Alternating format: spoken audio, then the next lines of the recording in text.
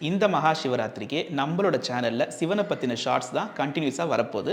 சிவனோட அனுபவம் நீங்களும் என்னோட சேர்ந்து பெறணும்னா subscribe divide with Dhananjay channel. உண்ணினும் பசிப்பினும் உறங்கினும் நின் ஒன் மலர் அடியலால் உரையாதென்னா கண்ணனும் கடிகமிழ் தாமரை மேல் அண்ணலும் அளப்பரி தாயவனே இதுவோ எமை ஆளுமா ரீவதொன்றமைக்கில்லையேல் அதுவோ உனது இன்னருள் ஆவடுதுறை அரணே அப்படிங்கிற இந்த பதிகத்தை பாடிதான் நான் சிவனை ஒவ்வொரு நாளும் வழிபடுறது என்னோட வழக்கம். இந்த பதிகம் திருஞான சம்பந்தரால பாடப்பெற்ற ஒரு பதிகம். கடைசி 2 வரிகளோட அர்த்தம் என்னன்னு கேட்டீங்கன்னா, கண்ணனும் அண்ணலும் அப்படின்னு சொல்லியிருப்பேன். கண்ணன் ஆகிய விஷ்ணுவாலையும் அண்ணல் ஆகிய பிரம்மனாலையும் அளக்க முடியாத அடியும் முடியும் உடைய சிவனே அப்படின்னு அதோடைய அர்த்தம். இந்த பதிகத்தை நான் பாடும்போது என் மனசில் தோன்றுது என்ன அப்படின்னு கேட்டிங்கன்னா, சிவனோட அடியும் முடியும் நம்ம எங்கே பார்க்க முடியும்? பிரம்மனாலையும் விஷ்ணுவாலையுமே பார்க்க முடியாது. சாதாரண மனுஷனாக நம்மளால் எப்படி பண்ண முடியும்னு நான் நினச்சிட்டு வெளியே வந்த ஒரு 2 நிமிஷத்துக்கெல்லாம் என் ஃப்ரெண்டு எனக்கு ஃபோன் பண்ணி ஒரு கோயிலுக்கு போனோம் அப்படின்னு கூப்பிட்டார். அந்த கோவிலுக்கு சரி ஏதோ கூப்பிட்றாருன்னு சொல்லிட்டு நானும் ஒரு சாட்டர்டே பிளான் பண்ணிவிட்டு அந்த கோயிலுக்கு என் ஃப்ரெண்டோட போயிருந்தேன்.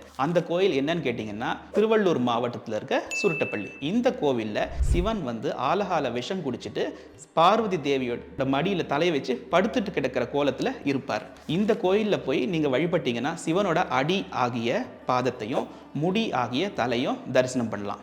இது சிவன் எனக்கு நேரடியாக சொன்ன ஒரு அடையாளம் பதில். மேலும் என்னோட டிராவல் பண்ணி என்னுடைய ஆன்மீக அனுபவத்தை ஷேர் பண்ணிக்கணும்னு விரும்பினீங்கன்னா கமெண்ட் செக்ஷனில் ஓம் நம சிவாயான்னு கமெண்ட் பண்ணுங்கள்.